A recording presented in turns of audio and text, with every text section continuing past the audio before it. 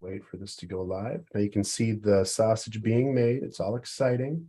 Well, I wouldn't say that. But Avert your eyes. The sausage is being made as we speak.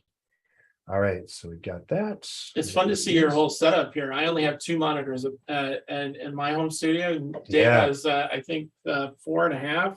I wish I could share the backgrounds with everyone because it's kind of fun. Yeah. And hello to Mitch. Welcome. Hey, Mitch. And thanks for joining. And let's go ahead. Can you get Timberwolves games on one of these? Or if I really wanted to, I probably could. I'm going to share my screen over and we're going to do desktop 3. And boom, we are actually 100% live. As our buddy Dan Tyler would say, boo! Boo! Perfect. So hey everybody, welcome to another busy webinar. We've got a live event. We're actually here in person in the BusyWeb HQ in Champlin, Minnesota. Ooh, we're so excited to have you all with us. We are talking about something that is near and dear to every tech nerd in the world, and that's shiny objects. So, and we are the absolute 2 worst people in the world to be explaining how to do this, because we are the guys who always buy the new tech for everything. But as of today, as a matter of fact. Is it? Wow, yeah. Look at that. Yeah, man, that'll be I got a new toy while you're jogging at night. Yes, it'll send a satellite signal to the people in charge the next time I fall over on the ice. Excellent. Excellent. But But we know a lot because we've been told a lot, because we've wanted to buy shiny things for going on 20 years now, and we know all the reasons why you shouldn't. Right. And I have some examples of great tools. I have examples of things that you should avoid, and just some hard-earned lessons over the past 8 years of being a HubSpot and CRM and business automation company. Yeah. If you followed us along, or if you've known us for a while, BusyWeb was a web design only company for the first 10 years of its existence, from 99 until 2008. And then we moved into slightly different websites, and then we started doing marketing. And now we're an inbound and sales and growth automation company. So there's so much there, and there's a lot of real fun things that you can do inside of the space. And I'm intending this to be kind of a easy conversation. Yeah. Because it's easy to freak out about tech stack once you really start digging into the weeds. Yeah. But it's also a huge win when you can start taking all of those things and start putting them together. So what's the favorite piece of shiny? What's your favorite shiny object that you've ever gotten in your life? I think the favorite, and I'm going to go way back. Yeah. The favorite thing that I ever received was my very first CD player. Ooh. And that was because I grew up, my family were very conservative with their cash spending. My dad would say he's a tight ass. And so we grew up. Can you say ass on the internet? I think you can say a lot of things on the internet that you probably shouldn't. But it was one of those things where I was growing up convinced that we were one an unfortunate incident away from being homeless and starving on the streets, when in fact we were doing just fine. And my parents, we had cassettes, and I had a little player, and then this is when CD players were all the new rage and stuff. And so one Christmas I had my hopes up and was doing this, and I think it was U2, The Joshua Tree. Ooh, that's a good one. Bruce Springsteen, nice. Tunnel of Love. That's quality album. It's actually a wonderful album. Yeah. And then Brilliant Disguise is on that one. Brilliant Disguise. And there was a lot of it. Just hearing that particular CD just brings an entire wave. And then it was a big boombox. It was a cool boombox. And so I was expecting to get something very inexpensive and crappy. And instead I got one of those things that you can put up on your arm, Oh, sure. and you could, it was probably bigger than my Can woo 14-year-old self could You comfortably can woo carry. Ione Sky by playing Peter Gabriel. That's right. I could hold it up on my hands in front of my Impala and go to town. But that was probably my favorite. How about you? So I think I come at this from a different angle because now I share an Amazon account with my wife. Uh-huh. So now it's a question of what can I buy and get away with, because I also find internet, Yes. all sorts of funny internet things. Mhm. My current favorite right now is a company called Anonymous Potato. Ooh. That if you give them about $20, they'll laser print somebody's face on a potato and then Okay. send them the potato. Okay. So Cool. that anything my level is about $25 and something I can send out without getting caught without her saying, what is that? Oh, amazing. I love it. Of course, there's all kinds of shiny objects that may or may not be a good idea. Yep. I will. Can I say another one? Yeah. My please. second favorite is you get these on Amazon and they're about $9. They're ice cube trays. And if you break them out, then what you have is ice cubes of Han Solo frozen in carbonite. Oh my, yes. Return of the Jedi. As a matter of fact, I think I've seen that. Yeah. In your background. Yeah. On something. Yep, so probably. Spectacular. Yeah. Okay, so let's get into business, because I know the folks that are attending today are no nonsense kind of people. So that said, if you do have specific questions or you'd like us to pull those live, if you're either watching live on our YouTube channel at youtube.com/busyweb, or if you're live on the Zoom, go ahead and use the Q&A feature, and we would love to hear from you. So let's talk a little bit about shiny objects. If you know a little bit about us, we've been doing this for a long time, and hopefully you know we're BusyWeb out of Champlin, Minnesota, which is a little bit north of Minneapolis. We're HubSpot Platinum partners, which puts us in rarefied air. But most importantly for our clients, it means that we take all of this stuff very seriously. And we have north of 50 certifications between HubSpot and Google, which also means that we take things very seriously on there. So we're a high impact partner with Google. Trygve and I are both HubSpot certified trainers. And as a matter of fact, Trygve was on a HubSpot pipeline generation bootcamp that he leads weekly. And so we're recognized leaders in that space.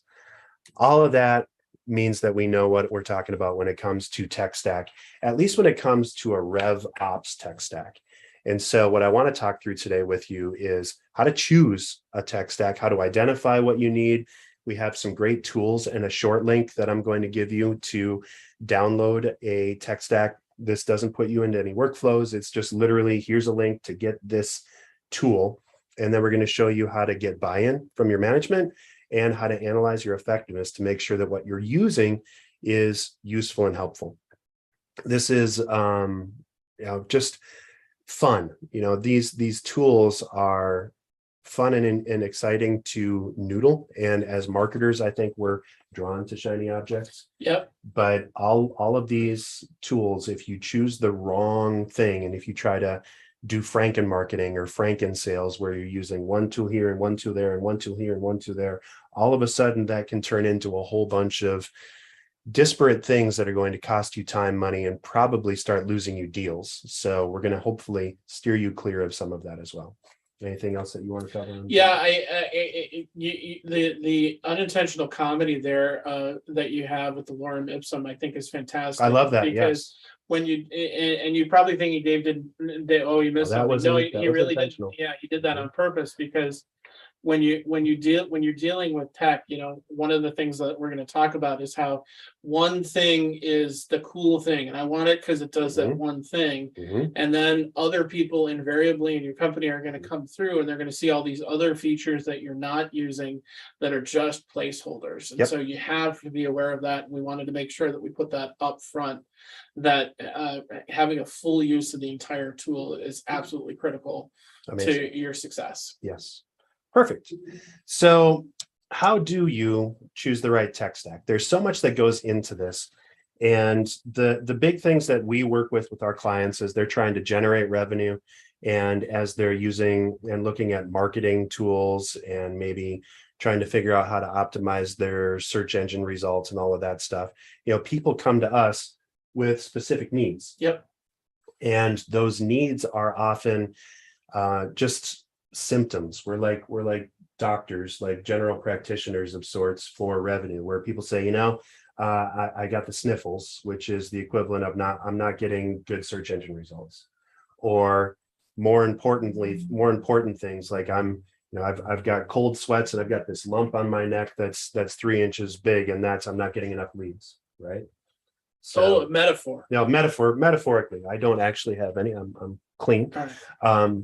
But there are different levels of needs, right? And so what you need to do when you're looking at your tech stack is first, of course, lay everything out and put together a spreadsheet of every single thing that you use to generate revenue that goes all the way from your website to your email marketing, to the emails that you send, to the email tools that you use. Are you on G365? Or are you on Google Workspace, or are you using Outlook or whatever, all the way down to that level, looking at the post-it notes that your sales team has stuck to their computer monitors. All of that is part of your revenue stack. And so whether it's all of the tools that I have listed here, or a lot of the other esoteric things, you need to simply list everything. If you're familiar with getting things done, the GTD movement, you have to put all of your inputs on a big stack of papers and just say, okay, here's all of the things that I have outstanding in my life. Here's all of the things that you're using to generate revenue. Put it all on a piece of paper and stick it on a wall. Mm-hmm. And then you need to assign how much money you're spending on this and what other interactions that tool has. Does it work with other things, or does it rely on other things? So that's I think before we even get into marketing and sales, I think one of the things that we see almost universally is companies have an unrealized asset in the cleanliness of their data. Mm-hmm. Which is who your customers are, who your prospects are, who your vendors are. Right.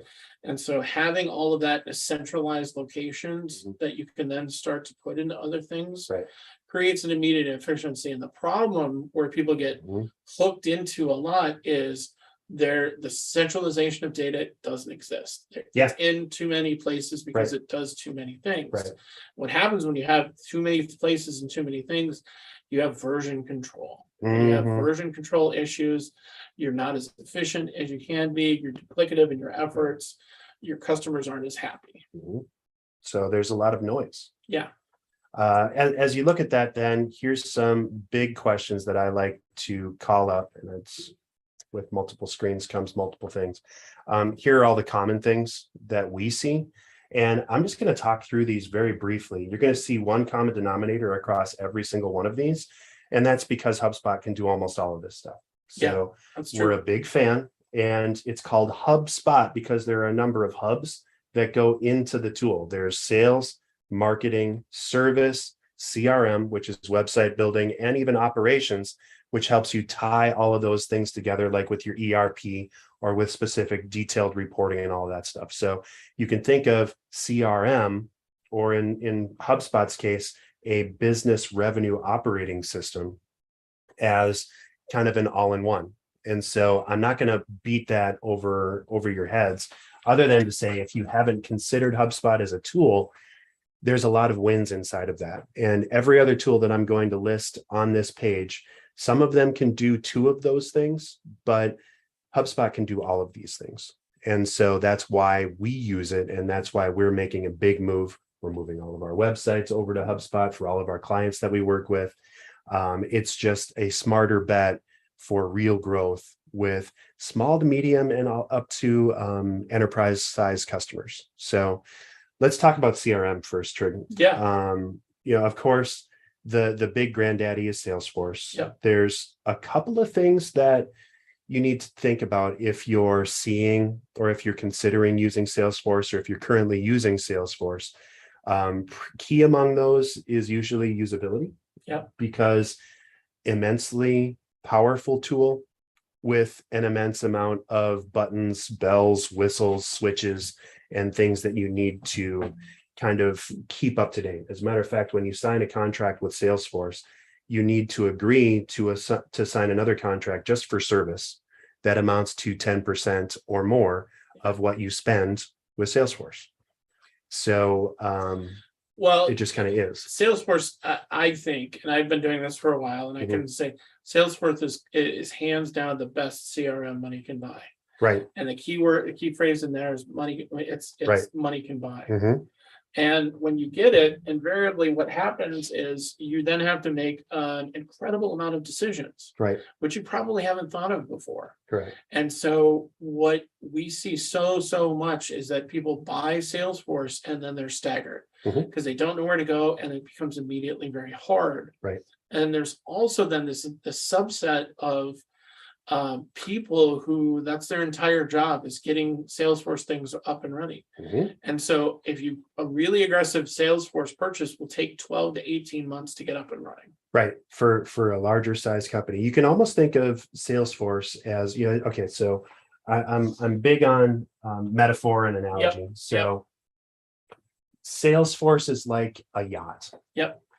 And a yacht is a fantastic boat. It's the best boat money can buy. You need a pilot for your boat. You're not going to just jump into your boat and take it across the world. So you need a chef. You need somebody to scrub the decks. You need all the other stuff, right? That's what goes into a Salesforce. It's a yacht. Some of these other tools, Keep, you may have known Keep as Infusionsoft, kind of a good all-encompassing tool. It's a nice tool. You can throw a ton of stuff at it. Obviously, with the rebrand, they're suffering from a little bit of, who am I going to be when I grow up?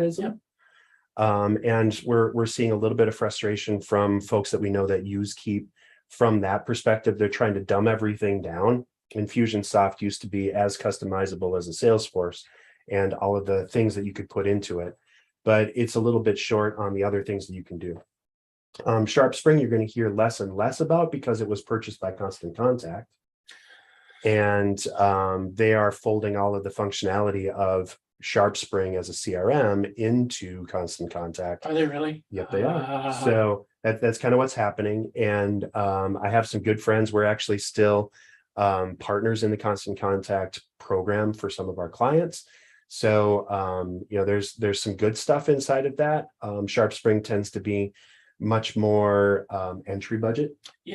Where if you can't afford to do it right, but you need to do something, that's a good choice. SharpSpring is a good choice.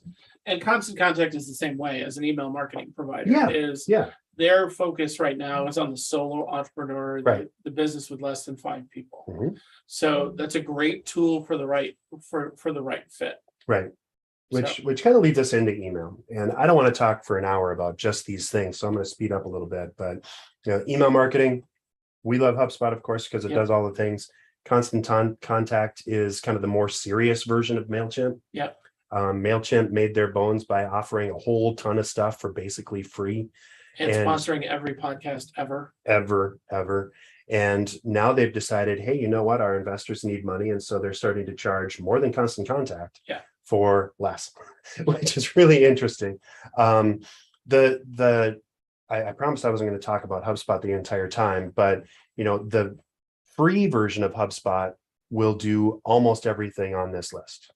The starter version of HubSpot will do everything Constant Contact and MailChimp do at their pro levels.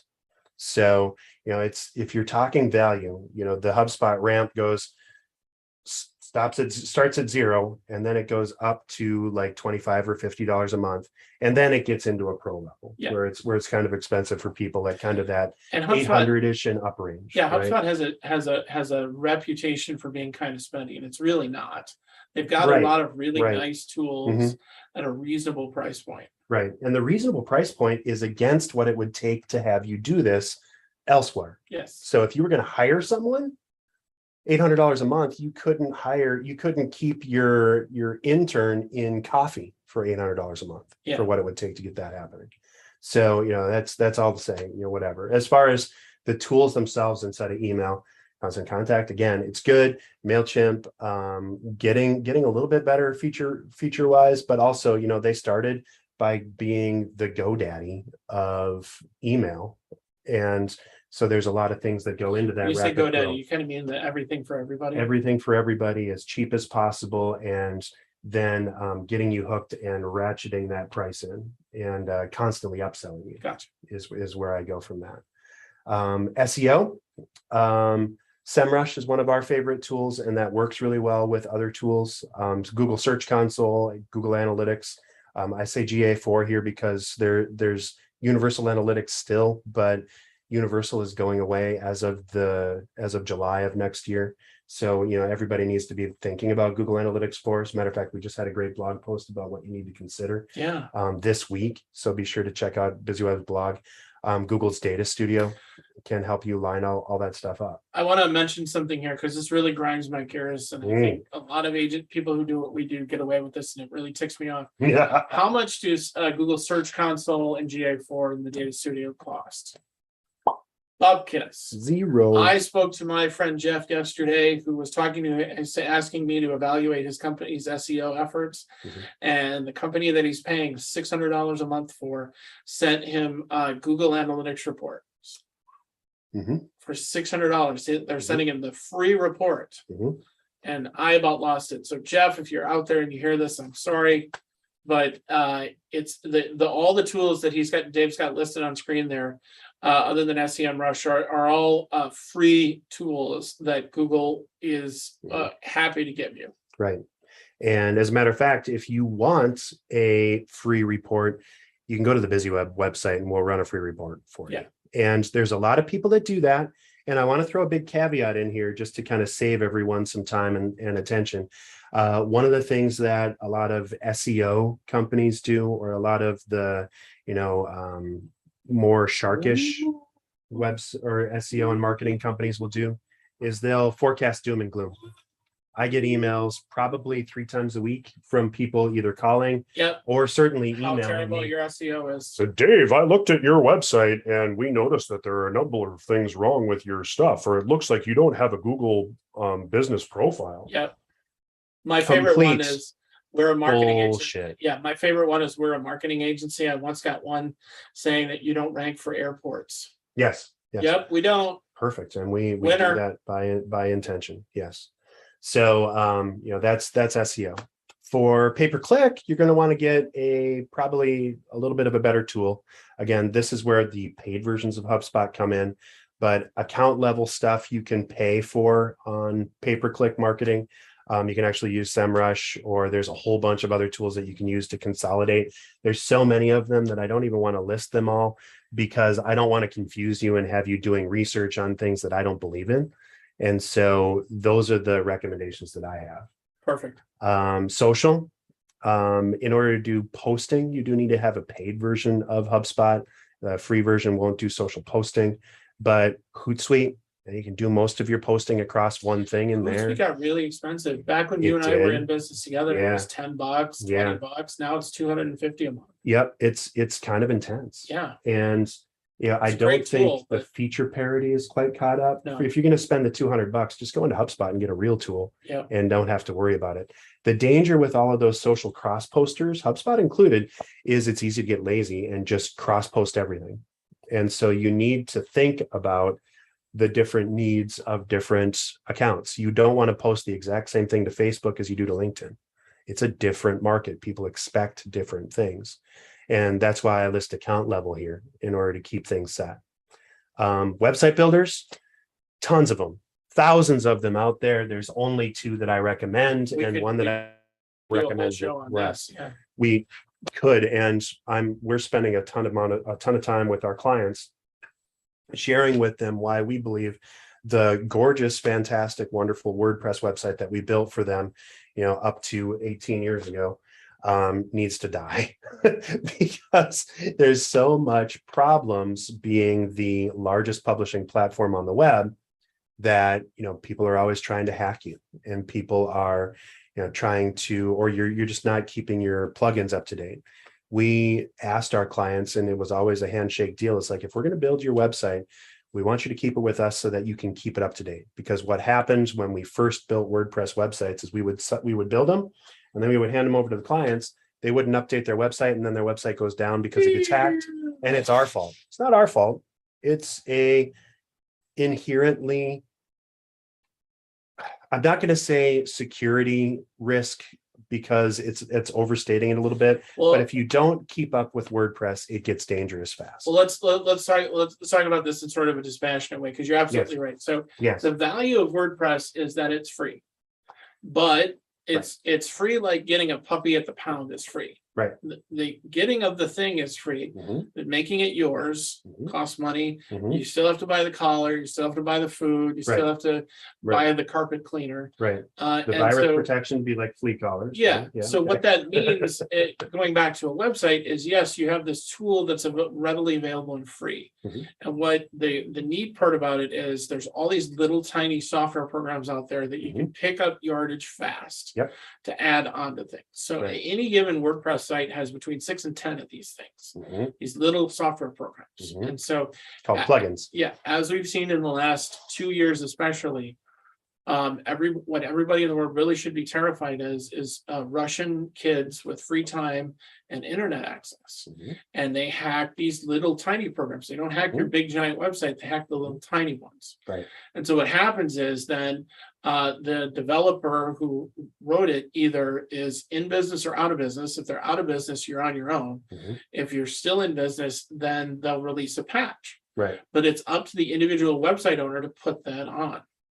And if you don't, then your website's vulnerable. Right. And that happens. I think we host 150 websites. I think we ran into, 500-600 vulnerabilities a month every month for the last 10 years. And it's just got to be a better way. So the neat thing about WordPress is you can do a lot with it. The hard thing about it is it's like owning a Jaguar. It has to be maintained, and it has to, it's high maintenance. And conversely, HubSpot is a all-inclusive system. It's a walled garden where you can only use tools that are approved through HubSpot that live on HubSpot servers. And so it's inherently faster, it's inherently more secure, and it's way easier to use. We have a fantastic tool that we use to build our websites now. Shout out to the guys at Sprocket Rocket. They do a fantastic job. We can build a website in an afternoon now, and we can hand it over to a client and they can change anything that they want to on that website. Including complicated development strategies. Including entire libraries of things. If you want a fancy parallax picture that goes up and down and that scrolls under the top of content, that's a simple drag and drop. It's insane. So we recommend that. So we just gave you several dozen options for your tech stack, and we haven't scratched the surface of all of the things that go into your revenue generation needs. So how do you do all of this? How do you keep up with it? Well, I recommend checking out this checklist. If you go to bit.ly/bz-tech, TECH, it's at the bottom of the screen here. You'll be able to download this digital transformation research checklist. Okay, so what this gives you is a way to look at all of the things that are going into your revenue. And the stuff on the right is a zoom in of what's on the left. So I'm going to check through those. The benefits of going digital. How is marketing going to help grow your brand across your website, your content management, social media, email, all of those things? Software options.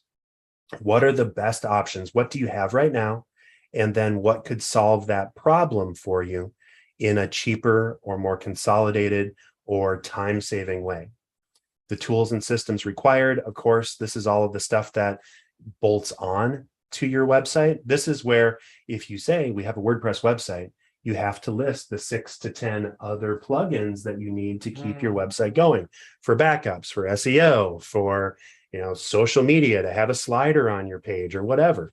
All of those things have inherent risks. A chunk of those have ongoing expenses. And then stakeholders, who actually needs to work with all of these tools. So this is a fantastic checklist. Again, go to bit.ly/bz-tech for that information. Everyone that registered for today's event is going to get a link to that page directly. It's the longer link because all you got to do is click on it. But if you want it here, you're watching live over YouTube, it's bit.ly/bz-tech. All right. Then you want to set your timeline. You've got all of your tools, you've got all of your stuff. And this is what I recommend for a process. So I'm just going to kind of talk through this from a high level perspective. I don't want to take a massive amount of your time because we all have plenty of stuff going on. So first, you're going to audit. This is probably going to take you at least a week. Don't feel bad if it takes you a month, or in some cases for an enterprise size business, it might take 6 months. Yeah. Honestly, because you need to go through everything that you do and lay out, what's in this sheet for all of those things. You're going to be filling out this sheet as step one, right? So everything that you use, anything that you have used in the past that you might still need to pull data from or that you're looking at, and list it all out. Okay. Then next, you're going to look at your steps of migration. Now this says week 2, but this could easily be a quarter or two's worth of time to start identifying your first steps and looking at data migration. Data migration, especially when you're migrating from one CRM to another, can be a massive, massive project. We work with clients kind of in that up to $100 million range. And one of our clients that we finished this for wound up taking 1.5 years to do the full data migration because they had 4 different systems, and a couple of those systems were completely proprietary. And we had to build something in order to crosswalk all of the data over. And the other problem with running these things and when you're building it, and why you kind of need a partner to do this for you, is you're swapping the engine on your car while you're driving down the road. It's not like you can stop collecting data in your current CRM until your new CRM is up, especially if it's going to take a couple of months. So you need to have a way to work that content over. We actually have a bunch of stuff that we do ourselves at BusyWeb, but we have pro level partners that we work with that do this for a living. And shout out to the salespeople, because as you're going through your data steps migration, it's going to be 100% guaranteed that your salespeople are at best are going to have half their data in your CRM. Right. And they're doing their best. They're doing their thing. It's a whole thing. Yeah. And especially if you have a system that doesn't integrate with email, that you have to remember to log each and everything. Yep. We used to use Zoho, for example, and there wasn't any email integration. So we had to log in and post every deal, every offer, every communication that we did. How much did we use that? Not a lot. Maybe 1% of the time. And that jumped to 100% as soon as we integrated our email so that every damn email we sent was in there. Yep. All right. So that's week 2. Haha, not week 2, but that's step 2. Step 2. Website and reporting. Next up, you actually want to outline everything on your site because you want to look at your keywords, what your prospects are using to find you, making sure that you've got your landing pages dialed in and that all of your contact collection points are actually streaming content into your website. When people visit your website and they fill out information, most times companies just say, oh, that's nice. I got an email. Thank you. Half of our clients, before we work with them, they're like, oh, really? We have a form on our website? Where? Mary in accounting gets that email, I think. Oh, that went to spam. We found one client that had 75 emails of people that wanted to work with them. What? That it was sitting in a spam folder in geez. Mary in accounting's folder. Mary's not a real thing, but it was that. Come on, Mary. Folder. Get along, get with it, Mary. And then next is marketing.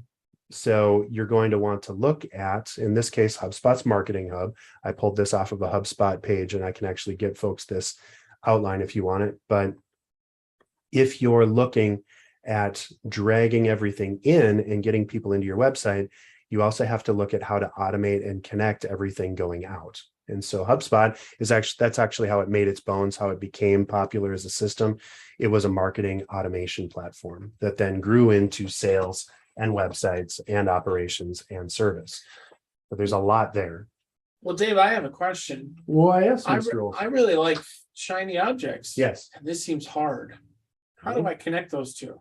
So the best thing that you can do is to use a all-in-one tool like HubSpot. Yeah. You might be tempted to try something else. You might be tempted to try something free.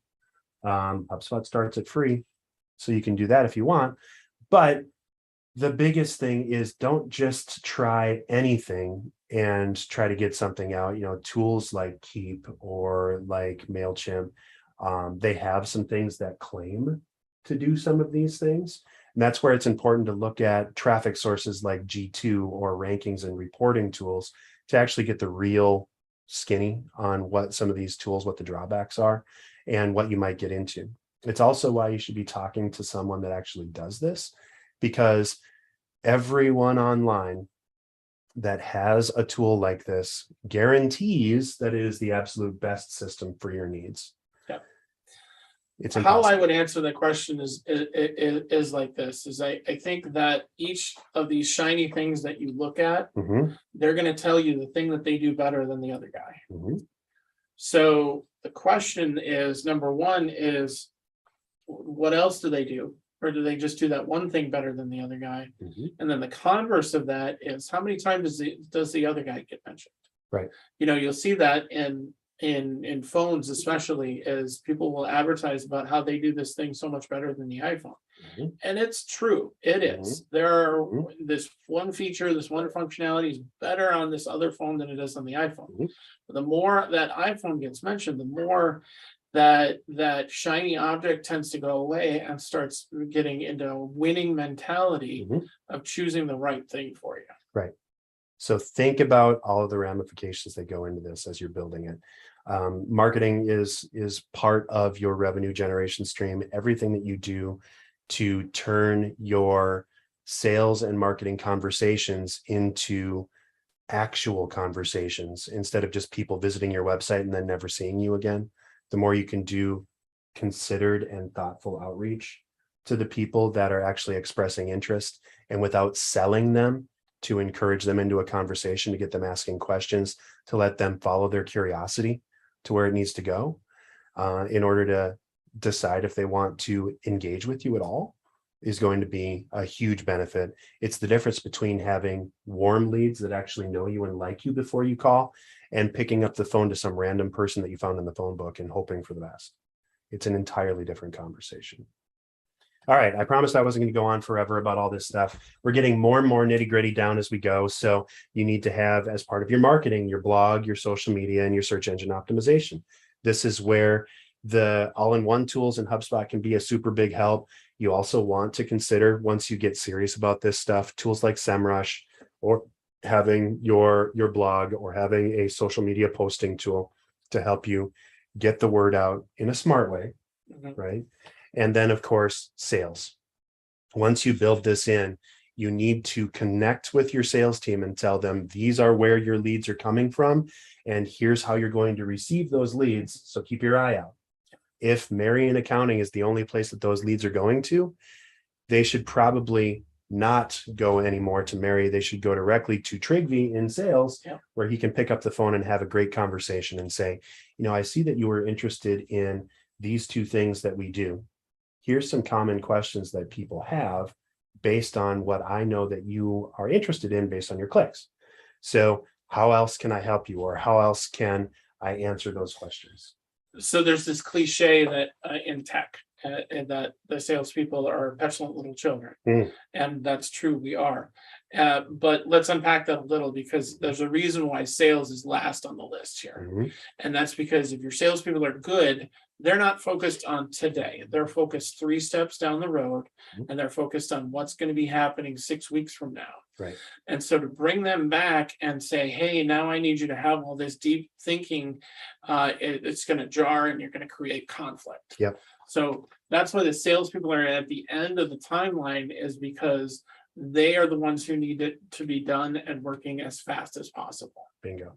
Yes. And if you understand that, then you're going to get a lot. You're going to get a lot of buy-in from sales. And it's not because salespeople are egotistical. It's because they're playing chess while everybody else is playing Parcheesi. Right. And it's a different conversation. So if you can have that, and if you can get that feedback from your sales team to say, you know what, here are the questions that people really ask when I'm having that conversation, or these leads that you just sent me, they were kind of, yeah. And that you're going to get that a lot. And you have to be okay with getting that feedback because it's true. So if you're not getting the right leads, that just means that you need to change your approach and look at other ways. Maybe you need to change the keywords so that you're further up the food chain with people. For BusyWeb's example, we used to spend a ton of time on tactics, on here's the SEO tips that you need. Here's a little, tip or a trick or a tool that you can use to improve this one little thing, all the way down at the baseline for the marketing intern or for someone that was just getting started or working for that company. Instead, we had to start rephrasing and reframing on things like, holy cow, the entire tech stack. Who would have thought 5 years ago that we'd be talking about the entire tech stack of a company? But here we are, because that's what the people that make decisions are looking That's what they're worried about. And then finally, your email and your paid media. This is where the rubber hits the road. Email marketing still has an ROI of about $70 per. Easiest to change too, it's the right? easiest to tweak, change, update, to turn on or off. Google Ads is completely, you don't experience any penalty for pausing your ads or for changing your ads. You want to test paid ads and try things. This is where you go into, A/B testing and saying, okay, well, does this headline or does this headline work? Or does this sales offer or does this sales offer work? And this is where you can really start getting good at honing in the messaging and making it really work for you. But you need to have everything else in play before you're going to start messing with it. It's like trying different carbs before you're about to go on a marathon run or whatever. Or probably more like when you're jumping in the pool to do lap times, because it's immediate. A, B. Does this help improve my results or not? So that's your timeline. So the last thing that I want to chat through is getting buy-in on what you need from your team. Yep. So the questions that people connect with, management, they want something completely different than your sales and marketing teams. Mm-hmm. They just want to know if it's working or not. Yeah. Right. And if it's worth the ROI or the return on investment. I'm spending time, I'm spending money on these tools. Is it paying it back? And the management team wants to know if you have something that's generating results. They want reports, and it's important to have transparency. This is where a lot of marketing companies fall down hard. Yeah. They have their secret sauce and they just send you a report and they give you this thing. And they're like, oh, we got you all this traffic. We got you 78 links, or we got you 78 clicks to your website. Like, I don't care if you got me 78 million clicks on my website if I didn't make any sales. Exactly. Yeah. So this is where it gets interesting. And so you have to be able to speak that language and say, boss, we got all of these things. We have our tech stack involved. We inserted this new shiny object into our stack, and it's starting to return results. They're going to say, tell me more. And then if you can prove to them that that report or that thing or that new shiny tool is actually generating more than they're spending, and it's going to pay additional dividends in the future, you're probably okay. Sales, they're mostly interested in, am I getting more leads? Yeah. And are those leads improving? So, here's how we're saving you time, sales team. And here's how you're going to make more money for us and for yourself through those additional leads. And then marketing just wants to help support that revenue. So they want better tools so that they can do more, so that they can produce more. And they want, of course, better results like everyone else. So that's kind of the three conversations that you need to have. You need to convince your sales team, your marketing team, and management that this new shiny tool or this shiny tool system is giving you what you need. Yeah. Anything else that we should share about, reporting and getting that buy-in? I think the problem is that you're so far away from the shiny object, and I want this thing, and I need this thing, and this is so cool. That now it's just sort of painful, and that's the whole point of this entire exercise. Yes. Is that having a shiny object syndrome and going to a trade show and having somebody say, I do these things better than the guy down the hall might be true, but it has to work for you. Right. And it has to fit into everything that you have already. Yeah. And if it doesn't, then it costs you more than you benefit from. Right. And completely honestly, we still try shiny objects. Totally. We still check things out. We have calling tools that we're looking at. We've tried big data stuff. We've tried, all kinds of stuff. And the thing that you have to IPD do, anonymization. yeah, all we're of that working on stuff. right now. Yeah, so the thing is, you do need to keep your eyes on the horizon to look for additional improvements or tools or things that can help you. But you can't, there's never such a thing as a free lunch, and everything comes with a cost. And you have to understand that even if a tool is absolutely fantastic and it does everything that that person I says, want to it stop might you. not I be want to right. stop you because the key thing that you just said is Mhm. is the word cost. Yes. And when you talk about cost, it very rarely has anything to do with money. Mhm. Mhm. It's Right. time and effort. Yes. Those are more expensive Mhm. than dollars outlaid. Correct. So as long as you have that mindset and you understand our job is to minimize the cost and maximize the result. And if there is a tool that can help you, understanding and coming up with a way to minimize the impact and so that it doesn't grind you entirely to dust. This is where you see a lot of the LinkedIn spam that comes up. People are like, oh, dude, you mean I can get a hold of 1,000 new people a day? Yep. Yeah, what's the trade-off on that? You're going to spam the crap out of 1,000 new people a day, Yep. and there's no good way to do that and still have it be a good conversation. So there's always trade-offs and there's always costs. All right, I want to close this out pretty quick because we've had a good conversation. Yeah. Effectiveness, the entire point of coming up with a new tool is, or with a tech stack that works for you, is to make sure that it's actually helping your business. So we're going to celebrate wins. We're going to identify issues. You need to have that reporting conversation and that share with those three audiences that I came up with before, with sales, with marketing, and of course with management. And when you do that, you want to look at some common reports. So, the granddaddy of them all, I think, for sales is sales. Are we making more money as a result of this change to our tech stack? Lead conversion rate is actually a really good option or a really good indicator of the good stuff. I mean, if you're a B2C or if you're a retail organization, there's no lead conversion rate, it's just sales. But, return on investment, of course, the click-through rate, it should be moving up or changing or improving. Open rates and keyword rankings, all of that stuff is still important. You need to have it all in one spot, and you need to look for trend lines that say that they're going up. Anything to add on reporting? No. Yeah, that's easy, Yeah. right? Up and to the right is good. Costing you more money without getting you something back in return is bad. All right. The key is you want a tech stack that works for you to bring in more money and save time and cost. And it's often not the sexy stuff you want. Nope. It's often the stuff that's most effective. And there's no chance that you're going to do this painlessly. Nope.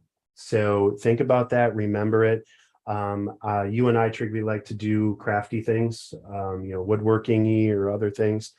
Anytime I say, hon, I'm going to go out to the garage and do a project, she asks me how long it's going to take. About an hour. I say about an hour, and she will multiply by 4 Yeah. and then add another 20. Yeah. It's like, okay, well, we'll see you on Thursday. Yep. 3 trips Yeah. to Home Depot. Exactly. So that's just the way it is. And there's no way around that in life. So we haven't got any questions on this. I think it's just because we had a good conversation. This is intended to be out there on YouTube. So if you're catching this after the fact, come back to us. Here's how to get a hold of us. And we would love to chat. Don't forget about that form that I shared with you at the beginning. And it's bit.ly-busy tech, BZ-tech. You can get a hold of Trygve or myself at any time. You're wearing the same shirt. I am wearing exactly the same shirt. And I think you might be wearing that's the same shirt. Okay. Well, we're trying to be consistent as much as possible. Ooh, staying on brand. This was good. Yeah. Hey, thanks everybody for hanging out with us. Thanks for our attendees. And it's been a delight hanging out with you. We've got our next event coming up. Actually, let me just go over here. If I go to soon control, and you can see it at busyweb.com/events. Yep. And I'm going to pull that up right here. So busyweb.com/events. Look, I check it out enough that it's there all the time. So shiny object syndromes right now. Hey, if you want to hang on with me for another, hour, I'm talking about using YouTube to grow your business in a couple of minutes. Awesome. We've got a HubSpot user group. If you haven't signed up for our HubSpot hugs, our HubSpot user groups for manufacturing in the Midwest, Alex is going to tell us everything that you need to know about what he learned at HubSpot inbound as a HubSpot employee. And then Trygve has inbound sales office hours every month with Kyle Jepson, amazing Kyle Jepson. And it's a super fun conversation. I love joining those whenever I can. We're going to talk about make your small business more accessible at the end of the month here.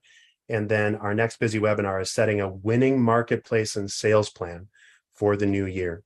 If you want to set a budget, stick to it and crush it, join us on November 2nd. Thank you. Spoiler alert, you've got 3 less weeks until 2023 than you think you do. That's right. Vacations. That's right. The holidays. That's right. So, hey, everybody, thank you so much for joining us and hanging out with us. Love to see you again sometime. We'll see you soon. And as always, we hope this helped you generate buzz without getting stung. Talk to you soon.